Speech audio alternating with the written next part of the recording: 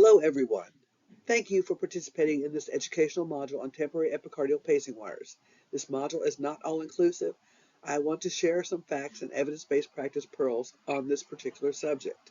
I'm assuming that you have completed the informed consent, the demographic data, and the pre-clinician questionnaire. Thank you.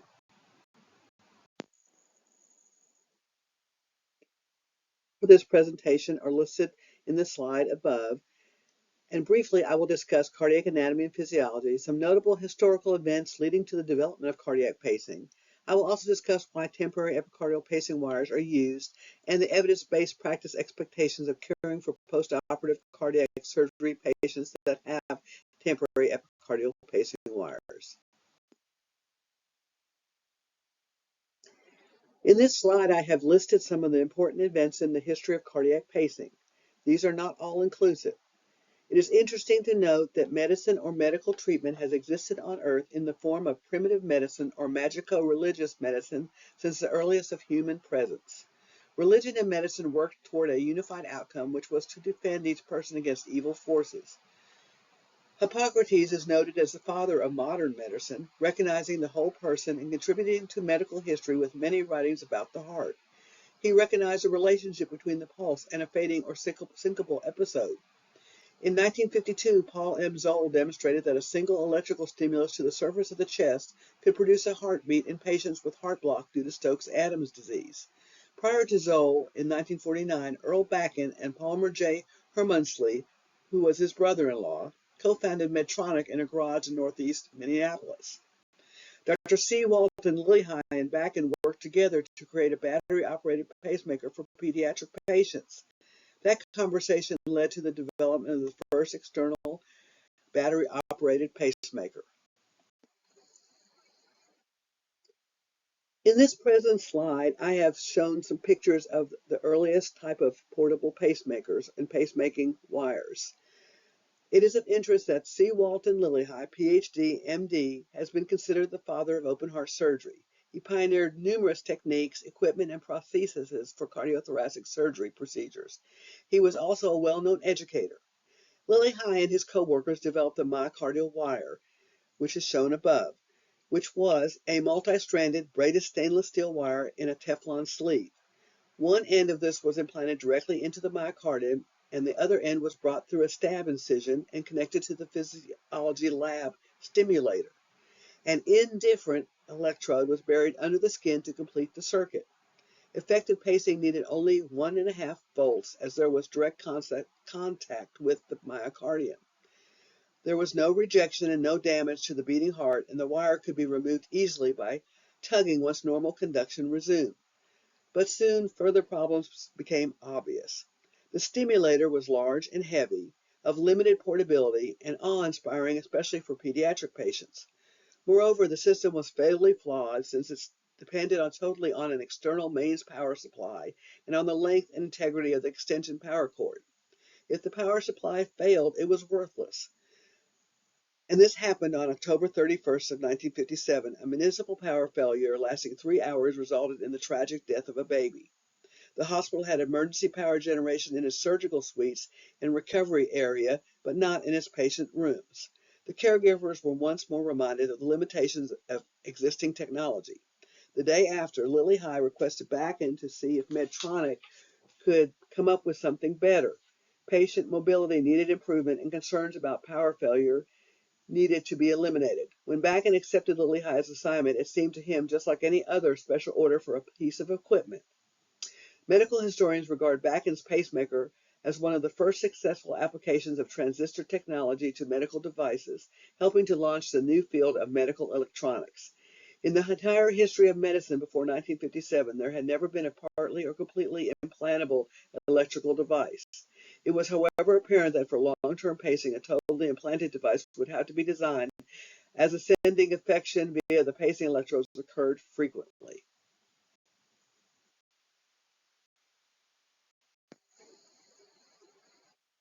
Historical background is continued in the above slide. In 1958, in the lab, through a thoracotomy approach, Great Bach and Chardak were able to attach electrodes to a dog's heart and cause the dog's heart to beat in response to an electrical stimulus.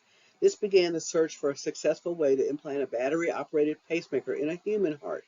That was accomplished by Chardak on a 77-year-old male in 1960. After the development of the transvenous pacing electrode, cardiac surgeons have ceded this type of pacemaker implantation to cardiologists that specialize in electrophysiology. Historically, epicardial pacing wires were only placed on the right ventricle. Because there is a loss of a coordinated atrial contraction, this type of pacing can cause a decreased cardiac output. This results in ineffective ventricular preloading. There is up to a 25% reduction in cardiac output. Arrhythmias remain common problems following cardiac surgery, with up to 40% of patients experiencing atrial tachyarrhythmias. Ventricular arrhythmias and bradyarrhythmias, such as sixth sinus syndrome and AV blocks, are less common, but of greater clinical significance. Placing wires on the right atrium facilitate AV synchrony with improved cardiac output. Use of atrial wires became common during the 1970s. During this era, dual-chamber pacemakers were developed. The history of cardiac pacing is an exciting story of initiative and innovation, often in the face of criticism and opposition. These events can be noted in the medicine, technology, and marketing. The pacemaker has developed into a major industry and has brought electrotherapy out of the labs and into the clinics. The newest development in temporary epicardial pacing wires is the research recently published by Durabo et al. In 2024. The company associated with these researchers is Acta Materialia Incorporated. Using a bioresorbable molybdenum for the wires and coating with resorbable polymers of PLGA and PCl, these polymers provide a double coating for electrical insulation.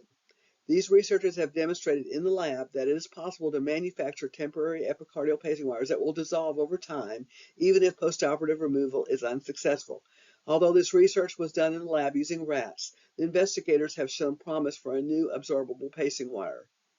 Additionally, similar research is currently being done in progress on this topic by other researchers.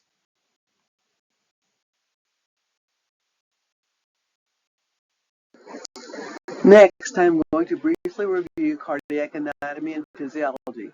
This is a basic review, not all-inclusive. I'm going to briefly review cardiac anatomy and physiology. This is a basic review, not all-inclusive.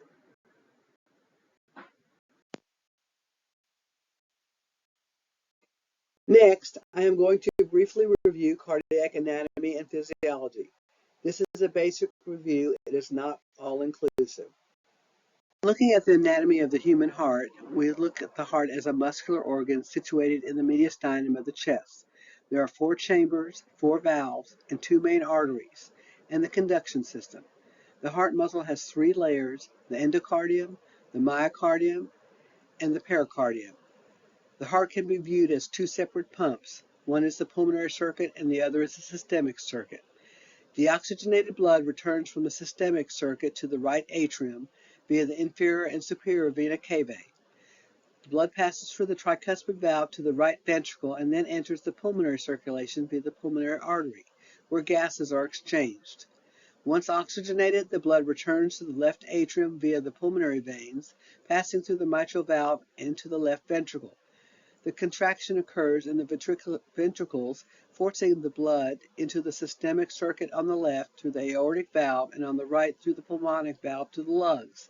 Simply, the heart is a pump that receives blood from the venous system at low pressure and generates pressure through the contraction to eject blood into the arterial system. This slide is a pictograph of the cardiac conduction system. It also includes a legend around the heart for your reference.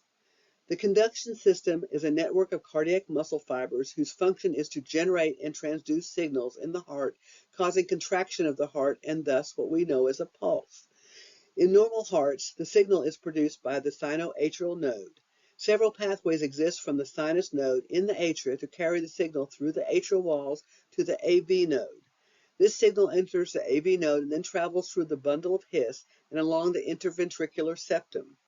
The signal splits into the left and right bundle branches. At the apex of the ventricles, these bundle branches separate further into a sheet of fibers known as the Purkinje fibers. These fibers spread across the posterior of both ventricles, coming in contact with the myocardium, causing depolarization. The papillary muscles contract first, followed by a wave of excitation and contraction that proceeds from endocardium to epicardium, and also traveling from the apex of the heart to the ventricular outflow tract, causing contraction of the ventricles, expelling blood into the circulation. This normally takes about 0.8 of a second for the electrical impulse to pass through the entire conduction system, thus creating the mechanical action or contraction of the heart. This activity is represented through the ECG pattern we see on the monitor.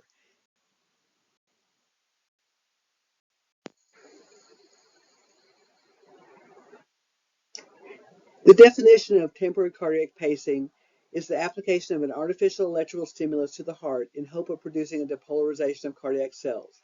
It is deemed necessary when the patient's own intrinsic or built-in ability to pace fails or cannot initiate an effective depolarization.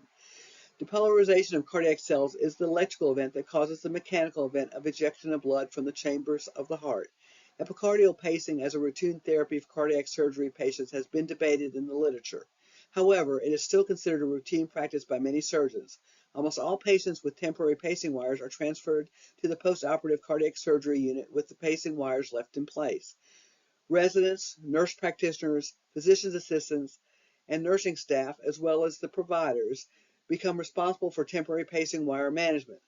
Thus, knowledge is required not only of temporary pacing wire indications, types, and positioning at surgery, but also of practical skills in performing a pacing check, setting the pacemaker, and troubleshooting common problems. The available literature targets clinicians need to be well versed in temporary pacing wire management.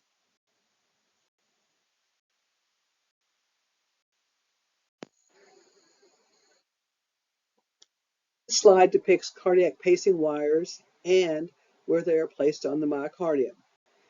Pacing wires can be unipolar or bipolar. Unipolar pacing systems consist of a negative cathode and a positive anode, which are respectively attached to the epicardium and subcutaneous tissue. Bipolar pacing systems consist of a single wire that possesses both an anode and cathode and is attached to the epicardium. In bipolar pacing systems, the shorter distance between the two poles means that the capture threshold is usually lower and the sensing threshold better than unipolar pacing systems. Bipolar electrodes are also more suitable for dual chamber pacing because of the risk of interference is reduced with the lower capture threshold. A major problem with all temporary wires is the development of inflammation around the wire and surface of the myocardium. Increasing electrical energy or stimulation in millivolts is sometimes needed for electrical stimulation of the heart. Bipolar wires require less energy to produce effective pacing, and the functionality of bipolar wires is longer or lasts longer than unipolar wires.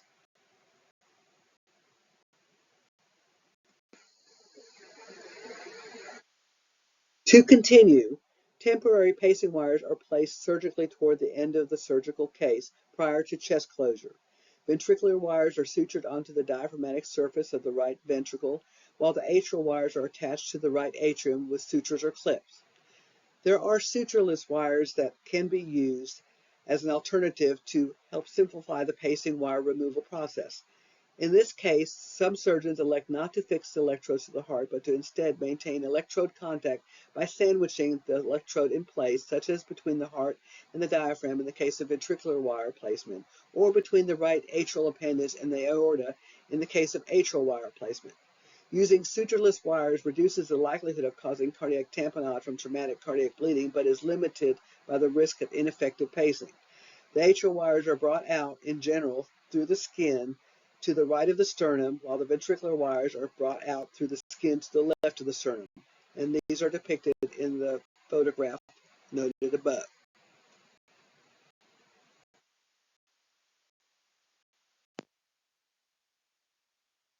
This slide indicates some of the reasons we do pace post-cardiac surgery. And epicardial pacing wires have been debated in the literature. Their use is not universally accepted. Plus, there are no evidence-based guidelines that require temporary epicardial pacing wires placement during cardiac surgery. Potential risk factors with wire placements have been known and accepted by cardiac surgeons. These risk factors we will allude to later. There are certain procedures and preoperative conditions that indicate wires should be placed by the prudent surgeon. Placement of wires continues to be the best method for treating rhythm and conduction disturbances after cardiac surgical procedures.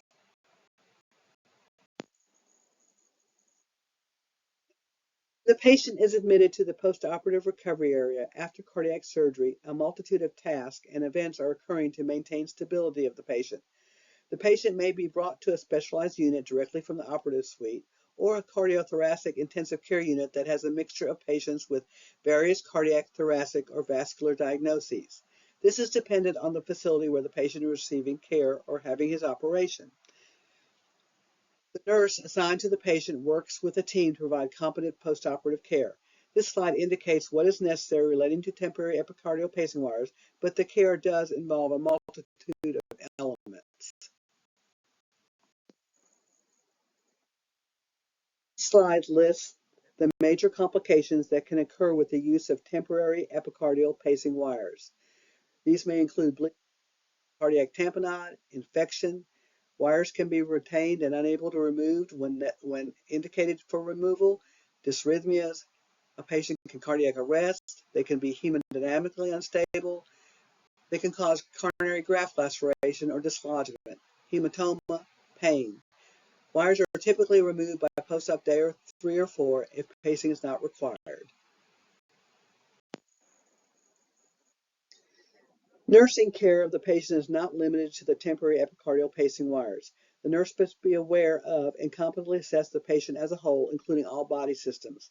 Lab data needs review, especially coagulation parameters. Of course, the surgeon and assisting mid-level providers also assess the patient for stability prior to removal of temporary epicardial pacing wires. The slide above indicates general nursing responsibilities in caring for a patient with temporary epicardial pacing wires prior to and after removal. Electrical safety is paramount, requiring the use of gloves when handling the wires. The wires are a direct electrical conduit to the surface of the heart. Errant electrical stimuli from ungloved hands can cause adverse events, including lethal arrhythmias. Following the policy and procedures from one's institution is the standard.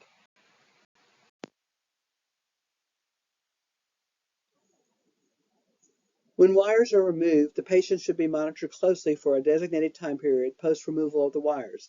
The nurse must also monitor the patient for any of the above complications from admission immediately after surgery throughout the postoperative stay and especially post-removal of the wires. These conditions warrant timely intervention to prevent adverse outcomes. It is the nurse's responsibility to use critical thinking skills and clinical judgment in caring for the postoperative cardiac surgery patient with temporary epicardial pacing wires. Please refer to the slide above for the different types of complications that can occur. Patient should be monitored closely for a designated time period post-removal of the wires. The nurse must also monitor the patient for any of the above complications from admission immediately after surgery throughout the postoperative stay and especially post-removal of the wires. The potential problems or conditions included in this slide warrant timely intervention to prevent adverse outcomes. It is the nurse's responsibility to use critical thinking skills and clinical judgment in caring for the postoperative cardiac surgery patient with temporary epicardial pacing wires. Using evidence-based practice skills and knowledge allows the skilled nurse to identify and alert the team when these changes are noted, potentially averting patient deterioration.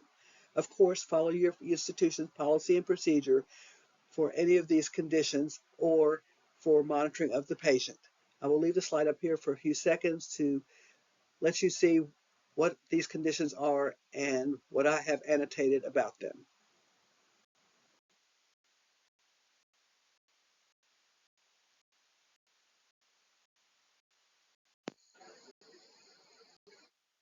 In conclusion, please watch this comprehensive video on epicardial pacing wires. It is approximately 4 minutes long and used with permission as noted. Next, you may proceed to the clinician post questionnaires. Thank you for your attention to this teaching module presentation. The references for this teaching module presentation are provided here through the QR code designated.